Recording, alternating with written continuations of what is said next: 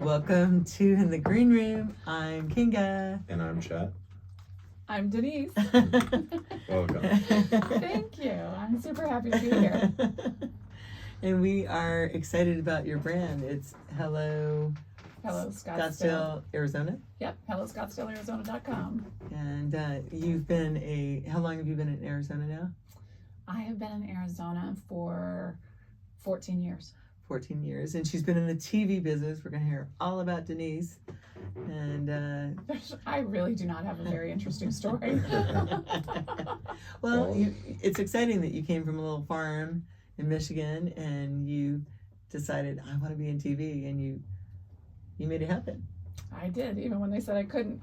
I said, I'll show you. So what exactly did you do in TV? Were you an anchor, or what did you do? No, I thought I wanted to be an anchor, but I went the business route instead.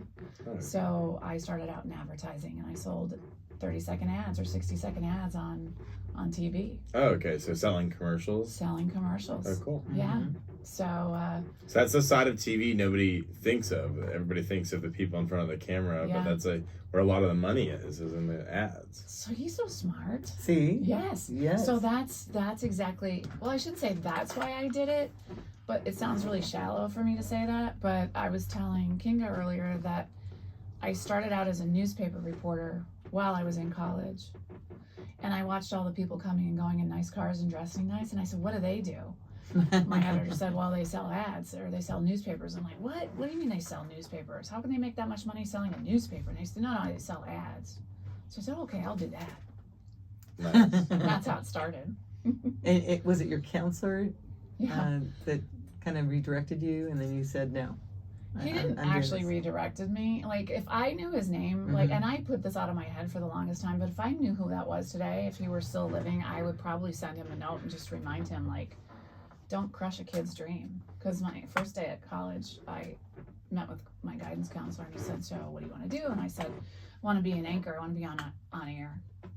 And he said, okay, that's a pretty competitive business. You better think of plan B. And I thought, oh, he just told me I'm not good enough to do that. So in my head, I was like, I better come up with plan B. So I never even tried to be on air. And I'm really glad I didn't, because then as I learned the business, like when you're starting out on air, you're going to Bodunk, Idaho for $12,000 a year. No.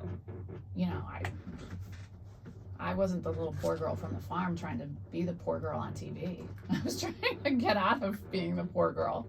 So you started off with Fox, right? Was that your first job? yes, WJBK TV in Detroit, which at the time I started, it was CBS. And within the first year that I was there, Fox, Rupert Murdoch bought our station, our group of stations. And so we were the early Fox pioneers, if you will, which was a lot of fun. He was a pioneer in every sense of the imagination, and he knew how to market. And I will credit a lot of my marketing prowess to being in that environment and that organization for 8 years. And then what was next? Then I went to NBC. They recruited me away, and I went to NBC, New York, and Philadelphia. When I went to work there, GE owned NBC, so that was way different than the Fox environment, where we just, did our own thing basically to get the job done. And NBC was very corporate, very spreadsheet. A lot of rules. A lot of rules.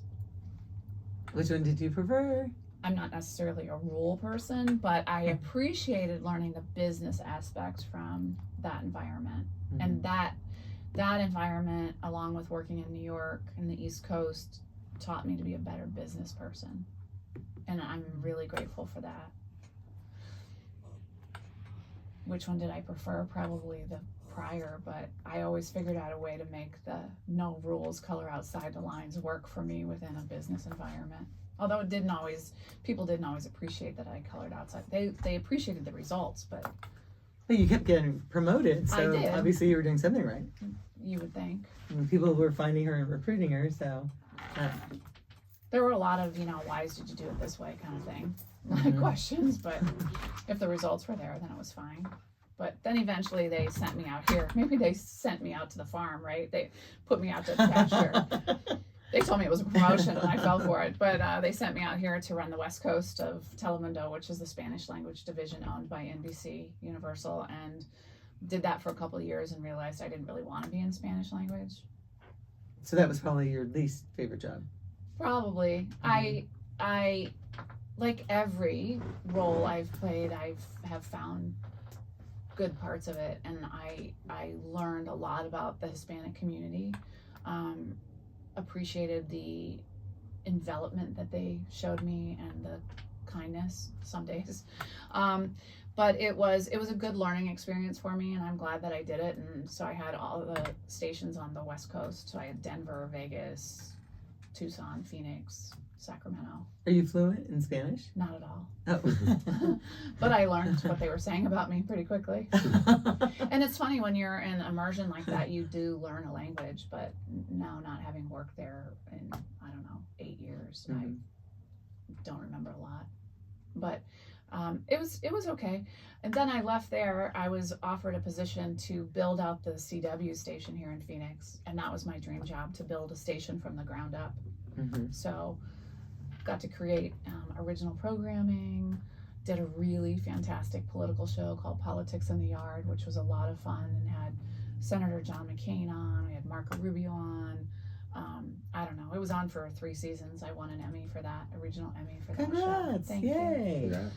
Who else was on? That's exciting. At the time, our Attorney General, Mark, I should know his name, Mark Bonovich, what was his name? Attorney General. I'm trying to think. He did a really, so I took all these ideas to try and make politics more fun, because nobody really likes those Sunday morning talking head shows. So you tried Grandfathers, maybe. I tried to humanize the politicians. Oh, okay. Right? There you go. And I played games. I created a game like Headbands. So the politician and our host would be facing one another, and they had to guess what was on the. Is there a way to see it now? There's probably some episodes on YouTube. It's very okay. fun. I'll find them and send them to you. Yeah, I'd like to see them. I didn't have the budget for a house band like Johnny Carson or The Tonight Show or whatever, so I. So was this on a show that you were producing then? Because it sounds like you were doing more than just selling ads for this show. If you had like a hands-on. At this point, I'm the president and general manager. Oh, so wow. I had worked my way up. Oh, okay. So I'm president and general manager. So you're making big calls on the shows then. Yeah. And every aspect of the television station falls in my lap. I'm responsible for on-air people, on-air shows, whether it's buying syndicated products like reruns of The Simpsons or You whatever. probably have to fire somebody if they make a mistake. Yes. Oh, okay. That was a hard part too, because I would be sent in, I was the fix-it girl, and I'd be sent in to fire, hire, change the brand, do all those things. So before I even stepped foot in a station, people knew I was coming, and I was a bitch. Can I say that? Yeah, you can. So I said that in a YouTube, not that exact was that comment. so hard to go in and have to fire somebody? How did you prepare yourself for that? I was probably a lot more lenient on certain people, although I learned pretty quickly that came back to bite me in the butt, because even if corporate was saying you need to get rid of this person or this person right away, I'd be like, let me go in and tweak it a little. Yeah, and just maybe I can mentor them, or let me get a feel for the lay of the land and see if this person is as bad as you say they are. Well, then me showing kindness or giving that evaluation usually backfired on me, and they would find some reason to stir the pot, cause trouble, make my job difficult, complain about me, whatever. So it was a constant, in those roles, it's a constant battle. And I learned then, you know what, if they're telling you to fire them, just go ahead and do it. There's probably reason. Instead of trying to fix the problem and I'm it gets worse. I'm a solution problem. So it's I'm always trying to fix a problem and find the solution, but a lot of times there's not a solution. So you have to look at it just, this is a business decision. And sometimes the enemy from within the camp is greater than the enemy outside the camp. So the quicker you can get rid of that enemy in your camp, the better it is for the culture overall and just the environment. And if you want to grow that station or that business, that organization, you've got to have everybody sharing a common vision. Like a team spirit. For sure. Collaboration. Yeah. And you hear me say that word a lot. Yes, I do. Collaboration and being collaborative is like hugely central to success for everyone. Not just my success, but your success. I'm just a big believer in that. Well, you can't be The tough successful. ones are when people in TV get fired for when they accidentally say a word. I don't know. I forget what the term for the phenomenon is, but it's like when they're so scared of saying the word that they're thinking about it and then they accidentally say it. Yeah. I've seen like a few anchors get fired for doing that in the past few years. And all of them, the words that they said, you're like, okay, like they cannot say that on the air. Like that is a fireable offense. But at the same time, you can tell from their embarrassment and just the whole situation that it was definitely an accident. So it's a weird thing to get fired over one mistake like that. But I don't know. It's a gray area type thing, I guess. It is. And because television broadcast licenses are held by the Federal Communication Commission, the standards are pretty strict. Yeah. So yeah, the station's getting fined if one of those words gets said, no matter Big time. if it was on purpose what, or accident. What kind of words? I mean, we don't have to say them on here, but the one I'm thinking about, he accidentally said a racial slur when he was trying to say don't say it. a word that's like very close to that. Wait, where's their audio coming from? Coming from next door? Yeah. Okay. It's coming from out there. Oh no, I thought it was coming from my phone. I was like, did I accidentally answer a call? Do you want to see what's But going on there? It's too bad. yeah, so the one I'm thinking about though is a sports announcer. I think he's from like Chicago or Cleveland, if you know the one I'm talking about. I do. Yeah, and he's been like a beloved broadcaster for a while, and he accidentally said the worst word you could think of, basically. Yes. Mm-hmm. And but it was in conversation where he was trying to say something else that was close to it, but he basically did exactly what I was talking about, where he said the word that he wasn't supposed to, because he was thinking about it. And he got fired for that. For one word? You think that's ridiculous? Well, there's a lot of pressure in the licensing, and I think the pressure probably from the community or viewers was so much that the station had to. Yeah, and nowadays with clips to. going viral, it's not like just the people that were watching it live see it, the whole internet sees it, and then everybody's sending it around going, how could they keep this guy hired after saying this? Right.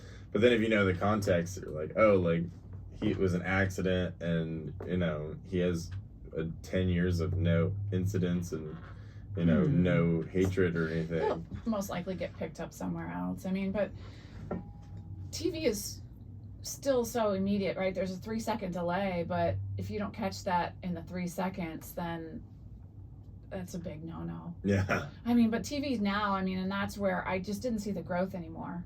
And that's another reason when I left. And I used to say all the time, I don't want to be the last one here in the studio to turn the lights off, you know? Just like newspapers become irrelevant. Well, because you also have 3 kids.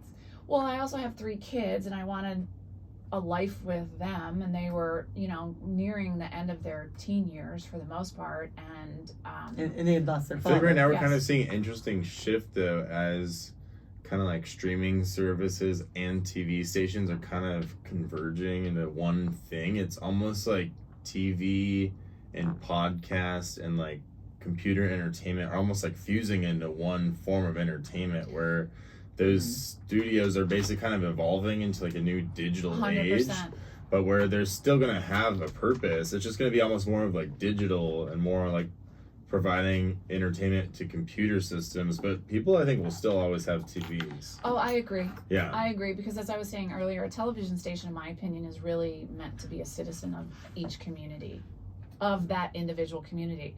But the broadcasters went kicking and screaming into the digital age. They just could not wrap their heads around, you know, this thing called social media. And I'm like, it's here to stay. It's the, you know, the internet is not a fad. It's, you know, it is here to stay. And so it was hard because television had been the king for so long. It was the sexy media. Way sexier than newspaper. Sites. But there was Yeah, nothing a lot else. of those news clips are probably getting more views on YouTube now. 100%. Yeah, stuff so like they had that. to create that digital presence. And unlike radio was great because it was music, but TV, now you had sight, sound, and emotion. So they were the king. And so it just took some of those people in the C-suites to to move around the new digital age. And so to your point, they've realized in order to stay relevant, they had to converge into the digital environment. That makes sense. When I was a teenager, my favorite thing to watch was MTV. Yeah, of course. Me too. I still remember those videos to this day. Right? Yeah, I mean, To watch that, and because it was where you would find new music. yes. Because there was no streaming.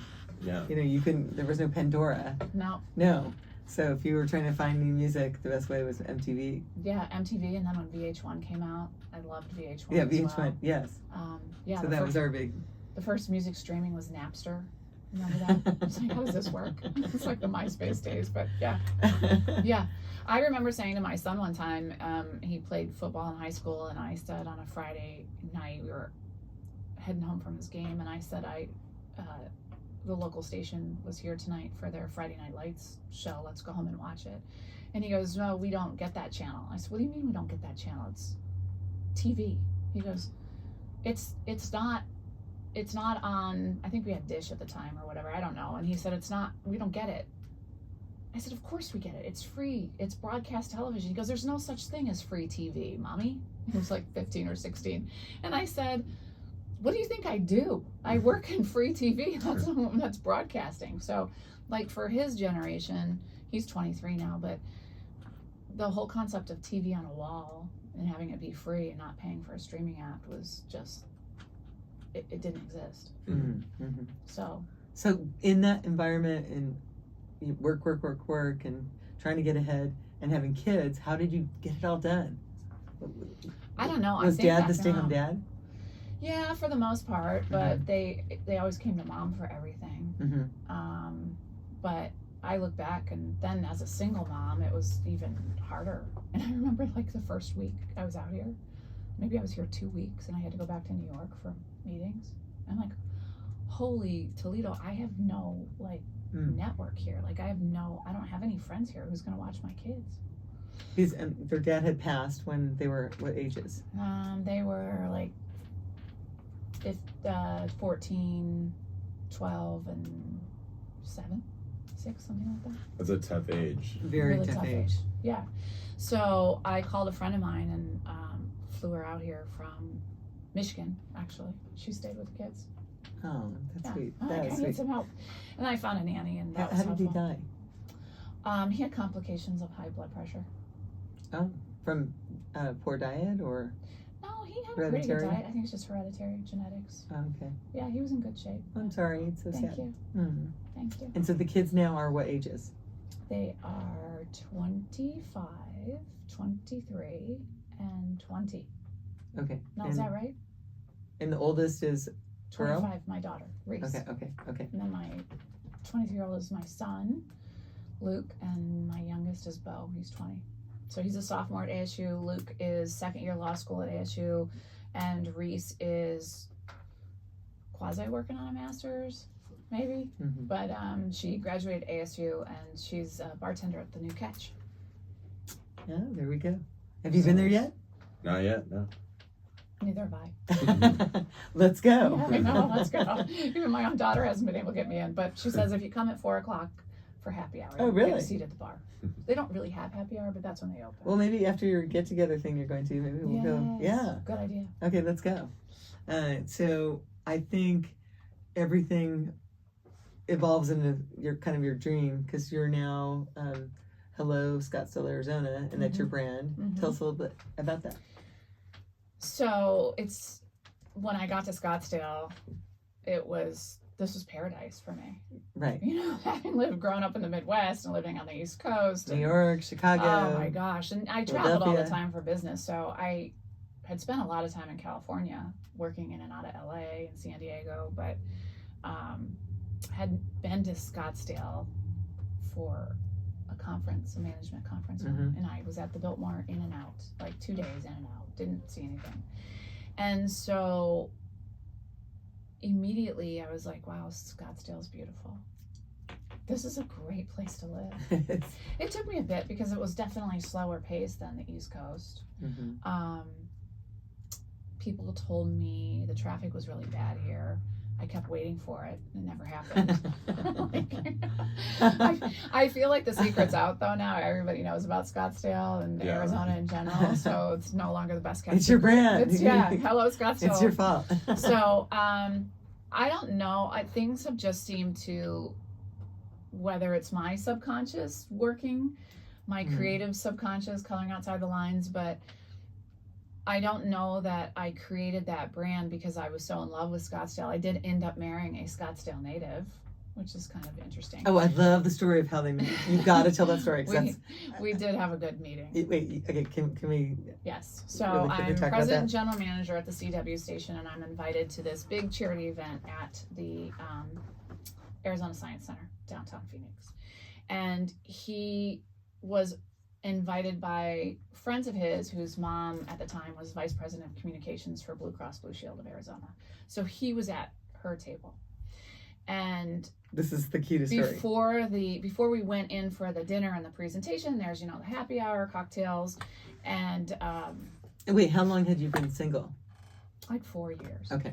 Something like that. Okay. And this mutual friend of ours introduced us, and he's like 6'5", but he had cleats on that night because it was a sports memorabilia night at the Science Center. I don't remember those details, but I just remember thinking, God, he's like 6'7", because he had football cleats on. With your his husband? With his tuxedo. I'm like, okay. So he comes over and he reaches his hand out and shakes my hand and looks me right in the eyes and says, "So nice to meet you." It's like, well, he's pretty confident. And because you were sitting at a table and he came across. Yeah, he was on the other side. Like if this is the table, he was over there on that side of the table, standing up because it's still cocktail hour. The bell hadn't rung for us all to go into the main area for presentation and dinner. And he was confident. He comes Very straight over. Comes over, shakes my hand. He's tall, sexy, good looking, and looks you in the eye. Looks me in the eye, and I did have on an amazing Hervé Lagar bandage dress. She was wearing a skin tight dress. Yes. I need to point out fashion for the night. And what color? Hot pink or red? Pink. Hot pink. Hot pink. So we had enough time to say hello to each other. He gave me his card. I must have given him my card. I don't remember. Or he got my phone number from that part's a blur. The next part's really funny what happens. Yeah, somebody comes over and taps me on the shoulder and says, "We need you to come over here and have a picture taken with the mayor." And Greg Stant was the mayor at the time. "We need you to come over and have a picture taken with the mayor." Okay, I'll be right there. And so I tell him I have to go, and then she comes back and she goes, I need you to come now. Okay. So I left, and I see you later. So I go over and I have my picture taken with the mayor. Then we go in, we sit down at our table, and he tells a story. He spends the rest of the night walking back and forth from his table, which was at the front of the presentation, walking back and forth to the bar. Looking for you. Try and find me. How many people are in this there's probably like gathering? 200 people, maybe. Okay. So he never sees me. I don't see him again. But he has your number. He has my number. So I go home and go to bed because it's like 9:30, whatever. And I wake up the next morning and I have a text. I grab my iPad. It was on the side of the bed. And I grab it and look and my text. And he had sent me a text. "Really nice to meet you tonight. If you ever want to grab coffee, let me know." And I replied, "Thank you. It was lovely meeting you. I'd love to have coffee sometime." What do you think should happen next? He should respond with a date for coffee. Right. That's not what happened. I love this story. Okay. This is so good. Okay. They're married now, but anyway. And he will say something totally different than my version. But I waited 3 months and I didn't hear from him. So wait, so you said thank you, yes, let's have coffee, and then nothing. Yeah, I said it was lovely meeting you too. Yes, I'd love to have coffee. And then nothing. Nothing. No response. Nothing. And then she reaches out to him. 3 months later, because I had tickets. I just been she given thought about tickets. him, obviously. Yeah, and I was saying to all my guy friends, like, what a loser. Like, what does it mean when you meet a woman and then you don't hear from him? Like, duh. I'm like, he's just, maybe he wasn't really interested. I don't know. There was no excuse for it. But so I thought, I don't know anybody really here. I'd been here a couple of years. She had the hots for him, and she liked that she was confident, so then what happens? Well, I don't even know if I had the hots for him. I just thought, like, he was tall and good looking and really confident. And, that was sexy to me. Yeah. So That he made the move, and then Yes. he got your number and yeah, came over and then texted you, but So then nothing. nothing, dead Okay. silence. Well, maybe he didn't like your response. I want to see that text. I don't think I got it. So Maybe it wasn't that exciting what you wrote back. So Why are you trying to blame her? yeah, right. Thank Yeah. you, Chet. Thank you. Yeah, why are you trying to blame her? Sounds like he was a bad communicator. Amen, brother. Yeah. So I had tickets that night to. I just gotten them. Wait, And to what? To a Bob Seger concert Oh, okay. out on the west side, where the Okay. Coyotes used to play. All In a right. suite with a bunch of my friends. They said, "Hey, we got tickets at our suite. Do you want to join us?" And I said, "Yeah, sure. Let me see if I can find somebody to bring with me." So I thought, he's pretty good in a social situation, right? Let me ask him if he wants to go. So I texted him and I said, "Hey, I have 2 tickets to Bob Seger tonight in a suite. Would you like to go?" Text me right back. He goes, "Yes. Can I call you?" I said, "Sure." Like, idiot, what have you been waiting for? And he calls me right then. I'm sitting at my desk at CW and he goes, "Yeah, I'd love to go." He said, "Should we meet somewhere before we just go in the suite?" And I said, "Yeah, all my friends are getting together at this restaurant or whatever it is over at Westgate beforehand." I said, "So just go there and, I'll meet you there." Then I had to go home and change clothes, and I didn't realize how bad the traffic would be from Scottsdale over to the west side at night when there's a concert, big concert. So Why didn't you drive together? I don't know. He didn't think about that. He said, "Do you want to meet me there at a restaurant?" Okay, yeah, sure. Okay. So which probably was better. I don't know if I would have felt safe getting in the car with this guy who I just barely remember being 6'7". I was gonna say it was a bold move to even invite him to be around Right. your friends on your first date. Basically, that's like I like a Chet. very interesting decision, Right? Because But my there's friends so are- many ways it could go south, or like it could basically.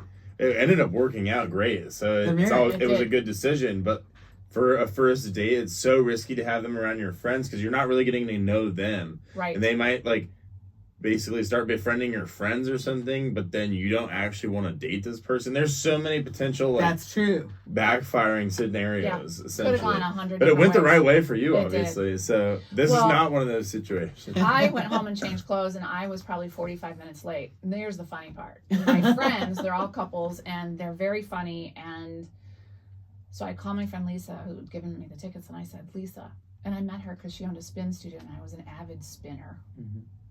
So I said, "Listen, this guy I met, he's going to come, and just find him and have him sit at the table."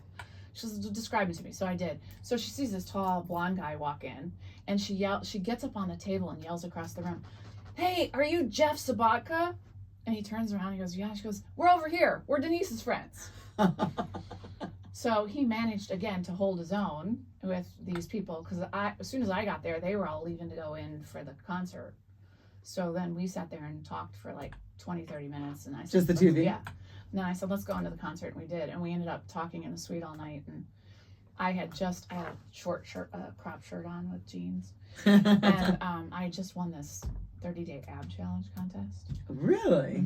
And my abs were pretty tight. And I said, he said something about my abs, and so I lifted my shirt more, and I said, "Do you want to touch them?" Because that was the hottest thing anybody could have ever said on a first date. I wasn't like coming on to him. I just was really proud of my abs that I won this contest. So, pretty bold move again, huh? Yeah.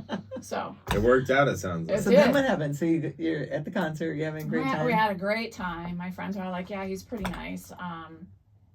It was great. It was fun. But then here's another little faux pas he made. What? So, I'm parked in the parking lot, and I didn't really want to walk out to my car myself. But he did not walk me to my car. Oh. I gave The him- confession of the red flag. Yeah, I gave him like red mark for that. Like that was, He should have walked you to the Yes, car. for safety. And he said, "I didn't want to walk you to the car because I thought it might go too far, and I knew you're somebody special." And either he's a good, BSer or whatever. So I have to tell you, this is why he said he didn't get back to me for 3 months. At that point in his career, it was the largest business deal he had been working on, and it was taking up all of his time, so he didn't have time to call me or text me because he wouldn't have had time to go out. And I said, I literally called BS on that, but whatever. So, again, it all worked out. Yeah, people do get busy, but I think that Not too busy for that. yeah, they would still try to talk a little bit and at least keep you on their mind and vice versa. So, Right. but it ended up working out. It sounds like so, It did. Yeah, So we've happily been ever together after. ever since. So, yeah. So wait, after that night, then was it? We've been together ever since. So when did he propose? How much this longer? is a good story. Okay, good. I like this. I love love He'll stories. tell you our second date was a weekend trip to Vegas. I don't think it was exactly second. I think it was probably like our fourth. But he did ask me to go to Vegas, and I said okay, sure. But I never told him this story until just recently. I only packed for one night because I thought I'm only going one night because if I don't like this guy, I'm out. I am out of there. I'll just buy clothes when I'm there if I want to stay. I did. I had to. We went to a U of A. He's a big sports guy, so we went. U of A was in the Pac-10 championship, or were they Pac-12 at that time? I don't know. They were in the championship and they won. I think they're Pac-12. Yeah, but now they're not. Oh. I don't know, it just changed. It's hard. Okay. I don't. So they won the first night, so we had floor seats the second night. That's a big deal. Yeah, and he's like, you have to stay because you have to sit on the floor with me. So he'll tell the story that all of his friends, because everybody could see us on TV, and all of his friends were texting him, "Who's the blonde with you?" So That's That's funny. so funny. Yeah. Okay, so that was your fourth date. yeah, probably. Okay, and And then about a year later, he proposed. I think we knew pretty soon thereafter we were going to get married. I mean, he Mhm. started talking about it right away, but he set the whole thing up at the Science Center with the people that run the Science Center. And he had my kids come, and he had pictures of us and all of like some of my favorite music in the planetarium. what? And we go in and sit down. I thought it was a little weird. We were the only ones there.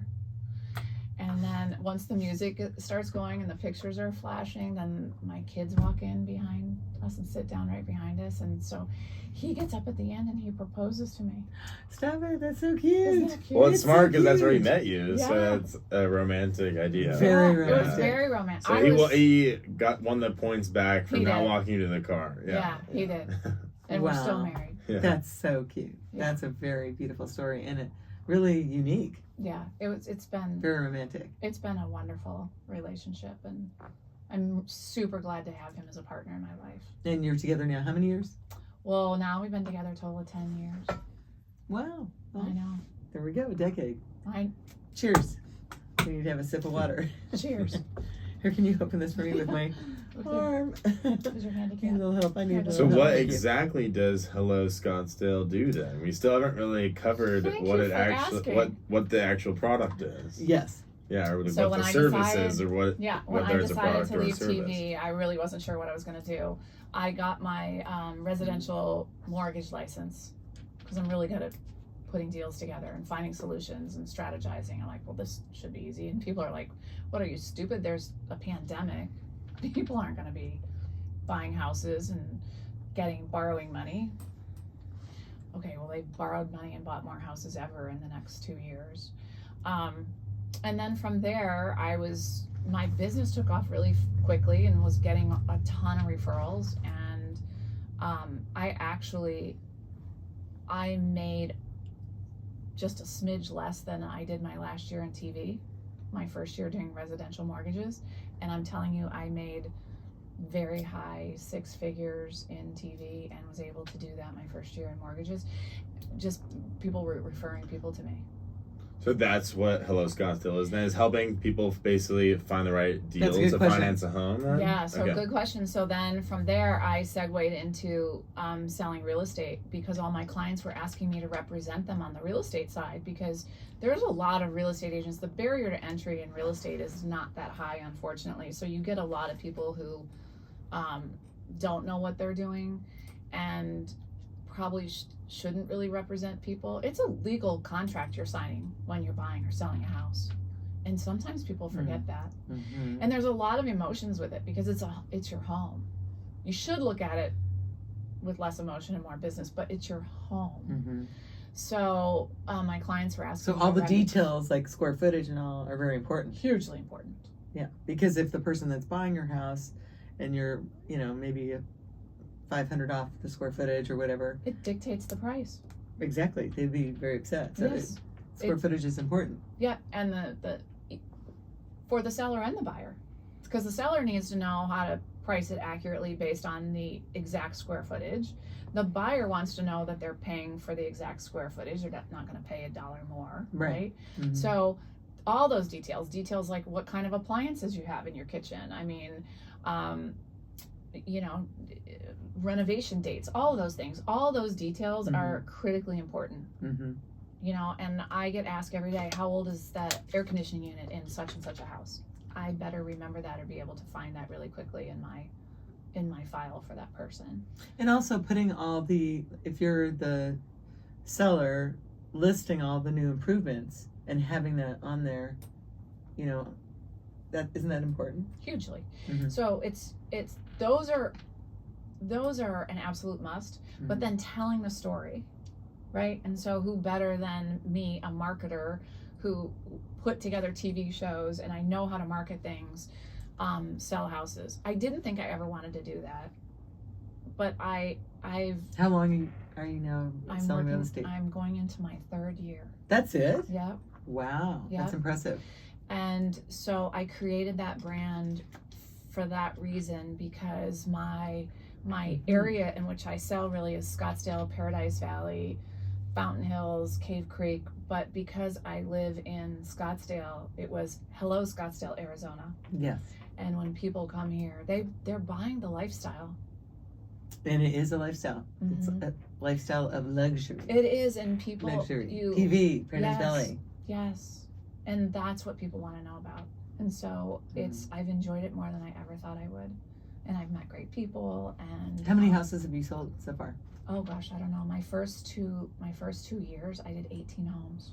That's amazing. Pretty good, right? That's great. Most people do, if they're lucky, 3 a year. That's incredible. So it's something like 70%. This was a statistic they released at the end of last year. 70% of all agents, all licensed agents, didn't sell 1 home, sold 0.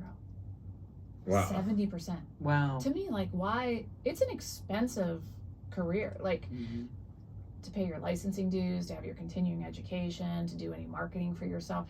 It's not a cheap profession to be in. And so to me, it's like, if you're not going to sell any homes, why hold your license? Well, it shows that actually breaking into the workforce that's getting the contracts is hard to do, because people want to trust their home and those contracts with somebody who has an established reputation. So that's why it's hard to break in and have 18 sales in your first 2 years. That's really impressive, because it's basically one of those things, if you don't already have momentum, it's so hard to get started. It is. Yeah. It is. And I think, though, for me, and I don't take this lightly, but I think I connect pretty well with people. You do. And you probably already had a big network of professional people you knew from working in TV. So you also knew a lot of people already in a professional way. It was just in a different industry. Yes. That definitely helps. It helps for sure. Yeah. Unfortunately, most of my professional network, though, was from other markets all across the country. Oh, okay. But you can still market those people. I can still market to those people. Especially if they end up moving here, which a lot of people are moving here because there's so many weather issues and natural disaster issues all in these other states that aren't happening here. That's why it's pretty awesome. It is awesome, but that's or political issues. And that has turned into one of the greatest drivers of our economic growth here in the last 5-6 years. We have so many businesses moving here, either moving their headquarters here or opening a second headquarters here, because we don't have weather-related shutdowns. Yeah. We don't have ice storms like Texas has had a couple of them. We don't typically have. We don't have hurricanes. We don't have tornadoes. We don't have blizzards. Right. You can go down the entire list. Okay. Oh, we have our haboops in those last 2 hours, and then you're fine. Yeah, and we sweep the dust. Yeah. Right. It's not impacting work. So. Well, I think I think in any job, whether it was in TV and selling the ads or real estate, you're really selling yourself. Oh, 100%. And your personality. And to me, if you get a realtor that's kind of dull and they don't have anything to say to the people that are walking in, oh, hi, oh, bye. Yeah. I mean, if you're enthusiastic and passionate about life and just who you are and connecting with people, you're going to sell. And that's who you are. Well, thank you for saying that. I think you can recognize those people easily. There's a glow, right? There's this Happiness. orbit or something, right? And Yes. I like to surround myself with happy people. Yes. I spent years in TV full of TV drama, right? I don't need drama in my life. No. So I choose to be around happy people. So like when Exactly. you and I met, It it was was like just- an we instant clicked. connection. Instant. Yeah. Instant. Yeah. Yes. You also have that orb about you that's just happy and you laugh and I think that's We just giggled the whole time. what's not to laugh about. No. Truly. So then overall, Hello Scottsdale is kind of how you market your homes that you're selling at the time. Then, okay, cool, very Yeah. cool. So So is that also kind of like your team then too, or is all right? Nice, Yeah. nice. yeah. So is it just Instagram? Hello Scottsdale. Instagram, YouTube. So I started YouTube a couple years ago. I've got about 4,500 subscribers. Not so bad. And my Instagram, I'm close to 10,000. Nice. So like, let's say I was gonna have you sell one of my houses, Mhm. and what would you do for me? What would be your plan to help me sell it? Well, I'm glad you asked because I have created what I call the 602 marketing program. So Okay. 602 being the area code of Phoenix, the one that's most recognized. So I use 6 platforms for marketing, 6 different platforms minimally, 0 waste. So when I'm on those platforms, there's 0 waste with those platforms. And then I'll launch at least. I don't know what you mean by that. So meaning if I'm using Instagram as Mhm. one of the platforms, Mhm. I'm going to maximize the exposure on Instagram. So it's not going to be just one video. It's going to be a series of videos. It's not because you can't just one and done it. We as consumers are just bombarded with messages from all different platforms all the time. Mhm. So there's going to be a series of videos on Instagram. There's going to be a series of videos on YouTube. If we do email marketing, there's not just going to be one email that's sent out and hope people read it. There's going to be a succession of emails. I can track who's opened it. Then they go into a funnel system. So at minimum 6 platforms, 0 waste, and I'll launch anywhere from 2 days to 2 weeks, depending on how much time we have, before we go live on the market. So the marketing is out there. So you get everybody excited for like Yes, it's the build-up. the build-up. Okay. Think about promos on a TV show or even on Netflix, right? They start promoting that before it ever airs. That's Yeah. true. And you get really excited and you mark Yes. your I gotta date. know about it. Yeah. Right. Yes. If you don't know about it, you're not going to watch it. If you don't know about the house, you're not going to come see it. Right. Right? Exactly. So that's the premise with 602 marketing. And that's how you've been successful. And then I know Oh, there's we only have something. a couple of minutes left, so let's tell everybody where to find your website and everything. Easy. HelloScottsdaleArizona.com. Okay, cool. Instagram, Hello Scottsdale, Hello Denise McManus, both of them. And then do they spell out Arizona? Or Yes. is it AZ? Okay, Thank you cool. for asking that. Okay. That is important. Yeah. Yes. Because I didn't want people to say Hello Scottsdale AZ. Okay, yeah. That makes sense. And an important question: if somebody is this a good market right now for somebody in Arizona if they want to sell their home? It is a very good market. Okay. You know, we've had some market shifts. I know we don't have much time. Mhm. We've had some market shifts the first half 3 of this minutes. year and last year for sure. We're coming down off the highs of COVID like every market. The difference between our market here in Arizona is that because our economy is so strong and because people are still moving here and because we have so many jobs from businesses, it's a desirable place to live. So we have weathered the shift better than most other states. It is a very good time to sell, especially in these months, October through April, mid-May. This is the best time. With our best weather. With our best, it's perfect. Hello, Mhm. Scottsdale. Hello, Scottsdale. And saving the planet One one show, show at at a a time. time.